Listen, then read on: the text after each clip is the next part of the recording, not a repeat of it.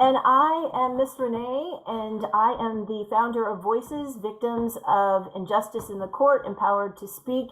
And I have here with me Miss Amanda, and she is definitely a victim of all kinds of injustice. And she's going to tell us her story today. And just to give you a brief overview, Amanda has been a victim of a severe military cover-up. She has an ex partner that is ex-husband, actually, right? Who is has a pattern and a long history of extreme violent behavior. He has tried to kill her several times, and she got no support for that from the military. In fact, they covered it up. And at this point in time, he also has custody of their son. And Amanda is worried for his future as well as her own. And we're just going to get into the details of how this terrible tragedy has evolved over the last few years. And Amanda, why don't you start with telling us that how you, when were you married? Let's start there. We met in March of 2015 and married October of 2017. Okay, and I'm assuming that he had a pattern of, love bombing you and the whole domestic violence thing where, he was nice as could be, and then Yes. how long was it before you thought he probably had a real problem with his violence and his outbursts? Um, the ex-wife had told me, and numerous of my friends had known him because he was with his ex-wife, but he never showed that side until I was pregnant with the baby. And things were, he would do and say things to my middle child that should have been alarming, but he would always tell me that he needed a father figure in his life, and this was the way that parenting was done. And he would always tell me that this is the way, the right way for things to be done in life. But things got serious after I had the baby. And that's when we started having abuse after abuse after abuse. I mean, almost weekly in 2016, towards the end of 2016. And you had a little baby at that time. Yes, I did. So you probably know, like many of us who are victims of domestic violence, that that's the most common time for things to escalate is when you're pregnant or right after you have a baby, because they feel like they're losing control of you.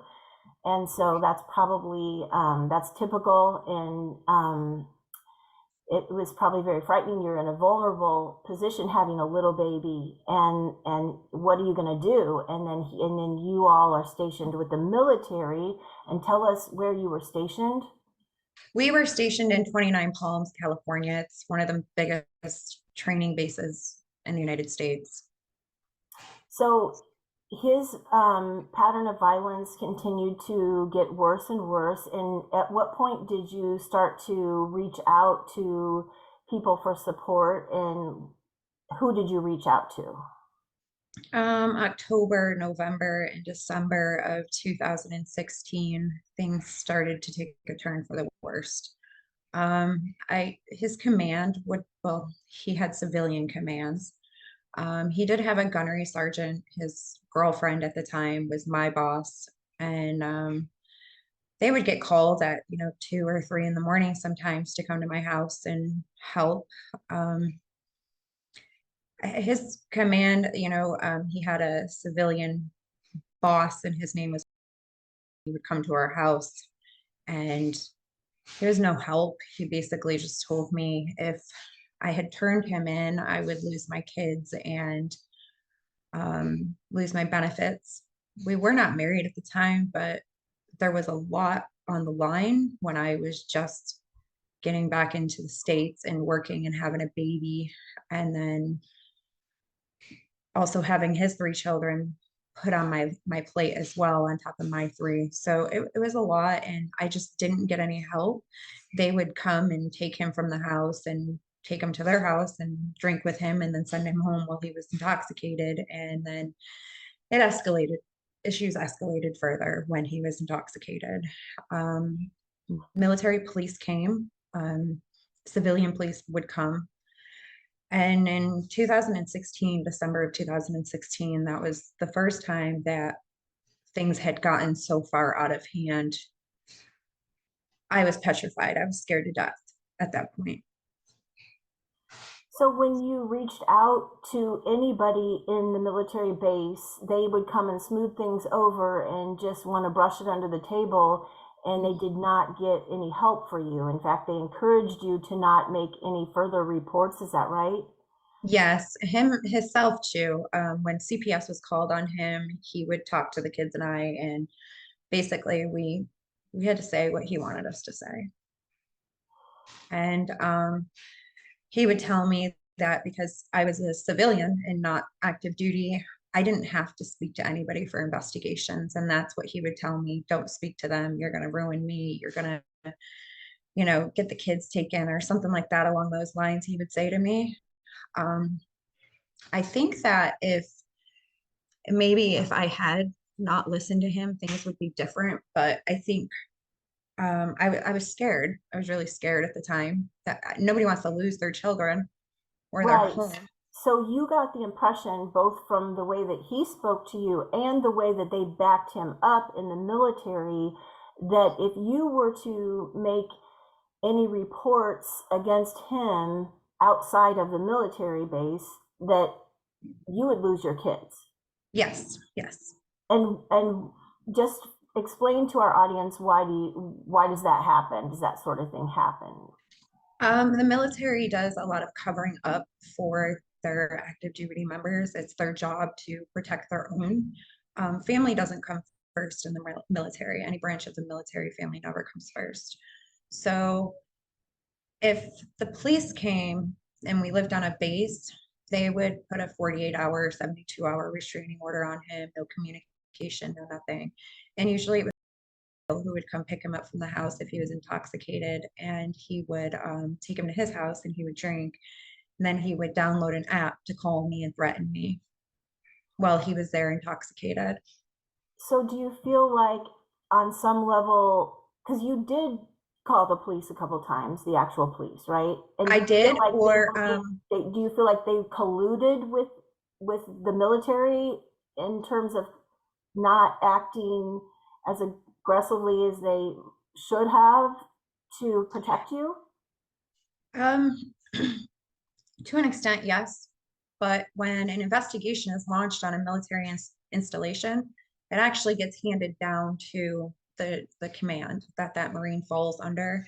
And that command is the ones that take care of charges and everything else. And it's up to the command on how they want to process this Marine.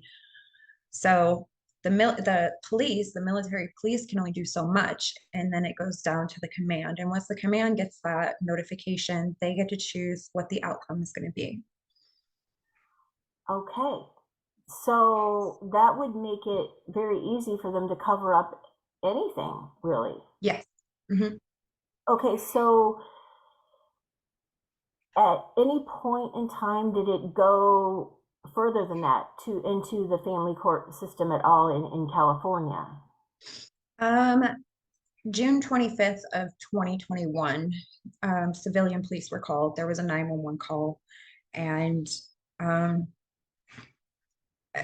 when they were called, they came to our home, and he was arrested on the spot. He was so intoxicated that he was um, not cooperating, I would say. So the military police came and the state troopers came, but when they came, because the incident occurred out in town but came on to a military installation, the military actually took over the case. So his command at the time, I fought and fought and fought because they turned me into CPS, and CPS stepped in, but his command had told me that it was my fault that I was being um, abused because I was the one who stayed in the relationship. Scared after all these years, this was the third time that he had attempted to kill me. Um, and now I was getting the blame put on me, and CPS was at my door. He had, at that time, my ex-husband, well, my soon-to-be ex-husband, he had told me to stop talking to family advocacy on base, stop talking to the military police or any investigators and CIS. He was like, you don't need to go and talk to them. Anything you say, they'll use against us, and we will lose the kids. He had the kids talk to CPS, and when CPS came to the house, he was not there, but he had told me if they came, not to let them in the home until he got there. And he was on a restraining order, so he had to get brought to the home. And when he came to the home, he sat there while CPS interviewed the children. And I sat on the back patio. And then they talked to me and they asked me what was going on. And I was scared for my life. And he asked me to lie. So when I called a few months ago to get the police report from the local sheriff's department, they told me that the case was initially taken over by the military. So they didn't have the records. So let me ask you this. If he had done to, like, what he did to you in those worst times when you feared for your life, where he was actually trying to end your life, okay? If he had done those things to someone else outside of the military, what would have happened to him? He would have been arrested. He would have been arrested and put in jail. Yes. And so instead of that happening, the military kept covering this up. So you are already a victim of domestic violence. So you've already got that pattern of, you want to get out, but you're afraid for your kids, and now they're threatening you. The military, who's going to come up against the military? You're stuck. So at some point, do you get up the courage to actually ask him for a divorce, or did that ever happen? It did numerous times. And every time I told him I wanted a divorce or I was leaving, I did leave the home because he was put on a 120-day restraining order, but they never checked on him. The military never checked on him. So he moved things around in my garage and kept his car parked in my garage and didn't leave the home. So even with a restraining order, they didn't uphold it. They didn't care. Um, and when I did leave the home, I was staying at friends' houses. I rented a room from a friend. Her mother allowed me to rent a room from her, but I was still paying all of the bills for our home and our children, and plus his children. And then I had my own bills to pay where I was staying. Um, every time throughout the entire marriage, our relationship, he would threaten me to involve old my children's father, my ex-husband, and tell him lies to get him to turn on me and take my children from me. And that's where we are today. Everything that he threatened me with, he's done to me. And it's taken and dragged my children through this mess now. And so you have been in court. Did you start going to court with him in California to file for divorce, or you haven't done that yet, or where are you at? He filed for a divorce in May of last year in Georgia. In May of 2023, he filed for divorce. He was not living in the state long enough to file for divorce. He put a restraining order on me from my baby. He had my 16-year-old daughter at the time and would hide her from me, even though the judge told him to give her back. He didn't. He put a restraining order on me and said that I threatened to take the child out of state. That was always our plan. When he moved to Georgia, he gave me 48 hours to get out of our military home on base. I raided the home. I was going to keep it for my children and I until we went through the divorce process and I could get on my feet and keep the home. And not uproot the children right away, but then he called them and he told them that I was moving with him. He got paid by the government to move me across the country, and I never moved with him. He took my baby and he took my oldest, and he left my middle child and his youngest daughter with me. And we went and stayed at a friend's house, and that's where we stayed for about 8 months. We stayed with a friend, and I would travel back and forth to Georgia. And then last year, he filed for the divorce and put an ex parte on me, and I didn't find out for about 2 or 3 weeks. And then he sent it to me in a text message when my child was supposed to come home, is when I found out. So he's kind of been holding your son hostage all this time, if you will, and he filed in Georgia probably for a lot of reasons. I'm thinking in the back of his mind, he that was easier for him to get away with everything, because now everything he did in California is null and void. He can just file for divorce in Georgia, and it's just going to be like an easy deal, and none of this stuff is going to come up.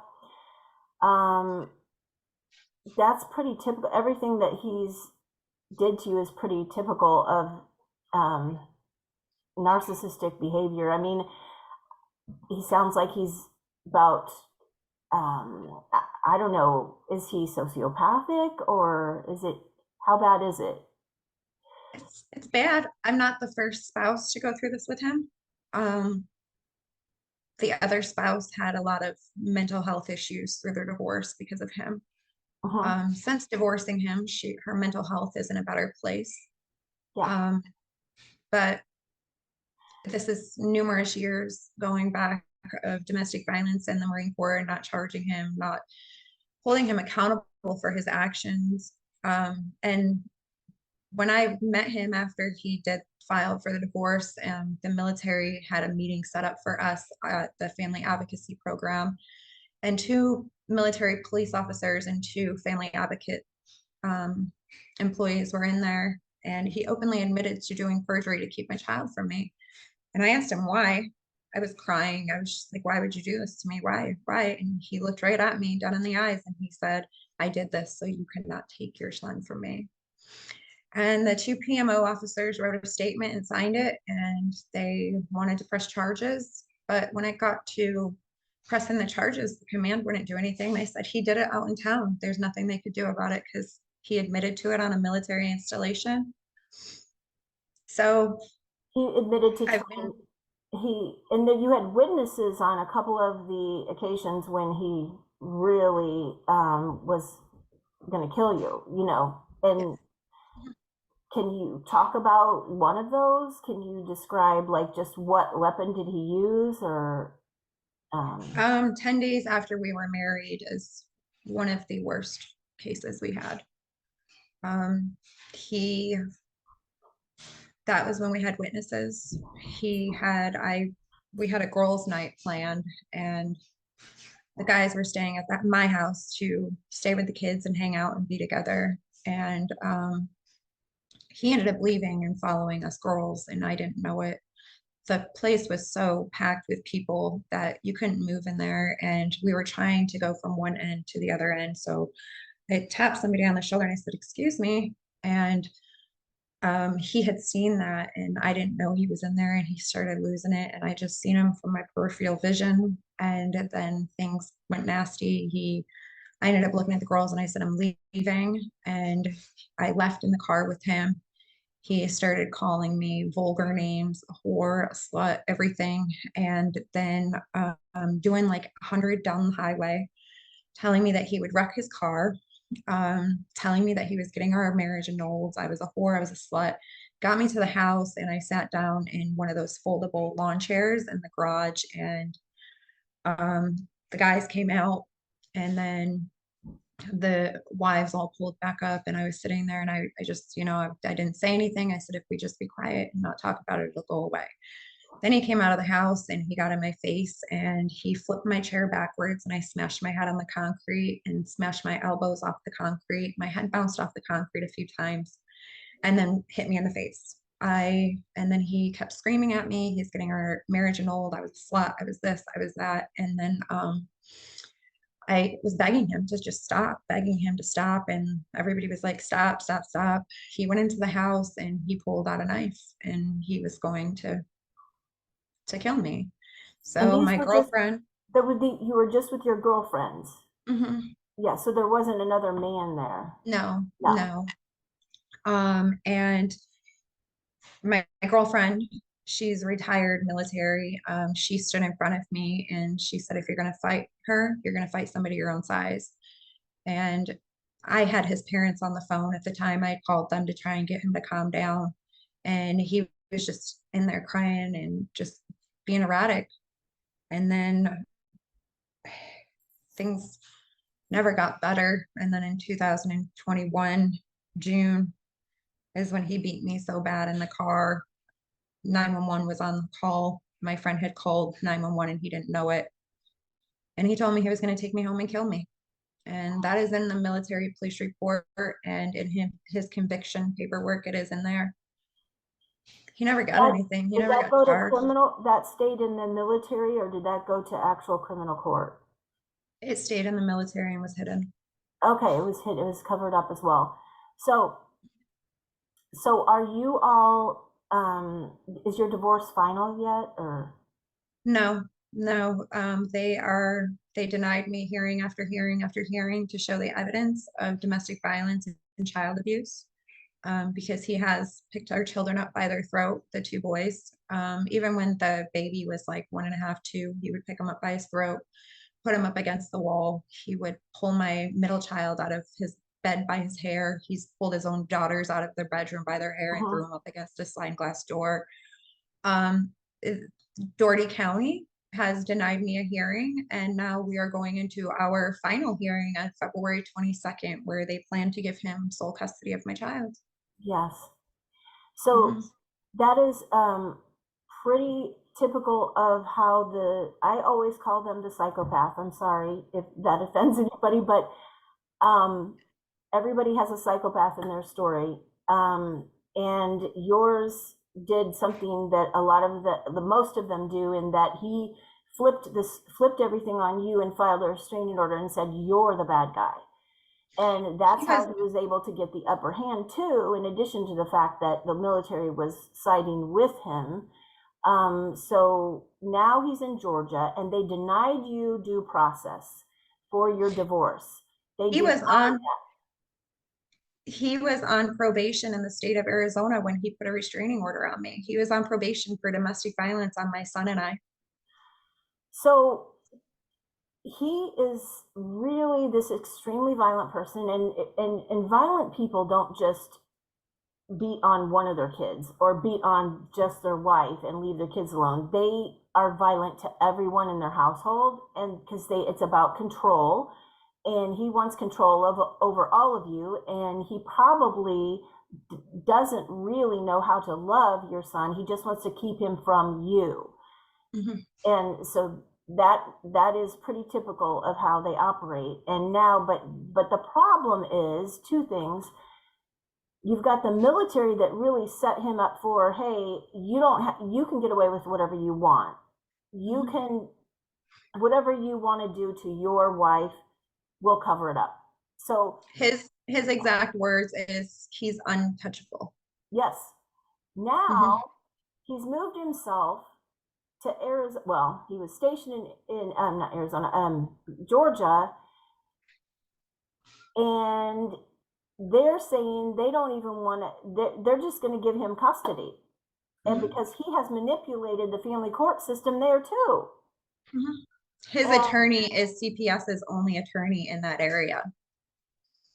and did you tell me that there was some kind of a conflict of interest? Why do I think that? Was there a conflict of interest? Does somebody know somebody? He knows somebody in the system there.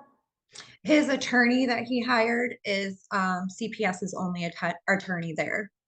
Um, and his higher ups went into his attorney's office and was sitting there when we had a Zoom court date on July 13th. That was supposed to be my hearing, and then the judge denied my hearing. She put a temporary order in for him to have full physical and legal rights to my son, and I lost all access to medical. and school records, but the higher up that went in there was, and they went in there and stated that he was under zero investigations in the United States Marine Corps, which was false. He is under a lot of investigations, to include a sexual assault charge investigation on a minor. So I am so thankful that you're sharing this story because not only for you, because it's cathartic for you, but the world needs to know what kind of corruption and how they're trafficking children in all government systems are promoting this corruption that leads to child abuse. And Yes. you miss your son and you have to go back and forth from California, put all of your children on an airplane every couple weeks just to see him for a little bit. Just Mhm. now is if your husband gets custody, which we already know he's going to next month, is he gonna gradually, I'm assuming, make it difficult for you to even see him? I believe so, yes. I believe so. I'm currently not allowed to take the child out of the state at all. So any visitation, I have to get a rental car, a hotel, and that's where we do our visitation. And so having to travel, um, see, they want to, I have to click something here. Having to travel back and forth all that time, um, that has drained your finances, right? Yes. And Mhm. how much in debt are you now? $93,000 in debt. And you basically had to borrow that money Mhm. because you lost your business over this too. Yep. And I was telling you about a little bit about my story that I was just a teacher that got pulled into a custody battle for punished for telling the truth, and then the psychopath in the story who was the abuser of the girl that told me about her abuse and I told the truth. He then stalked me for 2 years to try and ruin my Mhm. life and defame me, and I lost my business too. Yep. So this is what they do. This is what they do. They're being psychopaths. That's what they do. But the problem is our government is promoting it and allowing this to go on, and they're allowing women's rights to be taken away. Your constitutional rights were taken away. Your son's civil rights were taken away. Did anybody ever ask him what he wanted? And what does he say No, to you? he cries. I have it on video recording. He cries. He wants to come home. He's our last visit. He asked me if he would be able to talk to the judge, and I said, I don't know, baby. And he says, I remember the abuse, and I just said, do you remember the abuse? And because he was little, and he chuckled and said, yeah, mom, I remember it all. And I said, well, what do you remember? And just to see what he would remember. And he said, well, I remember my birthday when daddy came in there and was screaming at you and you were getting me dressed and sitting on my bunk bed. And daddy picked up the bunk bed and slammed it down and started calling you really bad names. I remember daddy choking you and putting you up against the wall. I remember daddy pushing you. I remember daddy just doing all these bad things to you. If the judge would just let me talk, I could tell the truth and he would go to jail. Now he currently, when he gets in trouble, he has to sit at the table for days. That's Matthew's punishment to people is he puts them at the table for days. That it's funny because the psychopath in my story used to do that too. That's one of the things she told me, and he was also military, and Mhm. he used to set her, if she would stay home sick from school. She was like 10 at the time. He would have her sit at the table with her hands on the table, and if she even got up to go to the bathroom, he had her videotaped, and he would like put tracking devices on her and different things like that, and just weird stuff. And so, do you think that he could be if there's, you think there's any chance he could be an excellent father, or do you fear for your son's life I fear for my son's life and mine. and yours? And do you fear for your life too, that you're speaking out? Do you fear that the military is going to come after you? I fear that I'm not going to make it out of this alive. Since I've gone public, I have a feeling I'm not going to make it out of this fight alive. Okay. And what are there any names that you want to say that, this is the group of people, this is the where you were stationed, who is at fault? Just the whole, I mean, can we narrow it down? Who oppressed you Logistics in communication the unit and military? Yeah, like, the logistics command out in Albany, Georgia has failed us. I mean, they even know about the drugs being on a military installation that he bought for the children. He even had drugs sent from California to Georgia that were stopped in the mail in Tampa for having drugs, and they've covered it up. I feel like PMO, NCIS, and CID out there has truly failed my children and I. 29 Palms, I feel like the contracting office out there has failed my children and I. Honestly, dated back to 2008 when he abused his ex-wife. They failed her. And if they had actually held up the United States Marine Corps judicial order, I would have never have met him. I would right. have never have met him.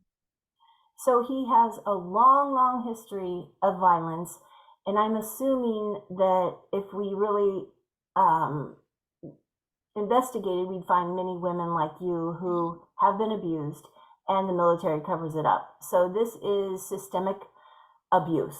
It really Mhm. is. And the family court, of course, is just gonna, I mean, they're notorious for covering up abuse. In fact, they endorse it.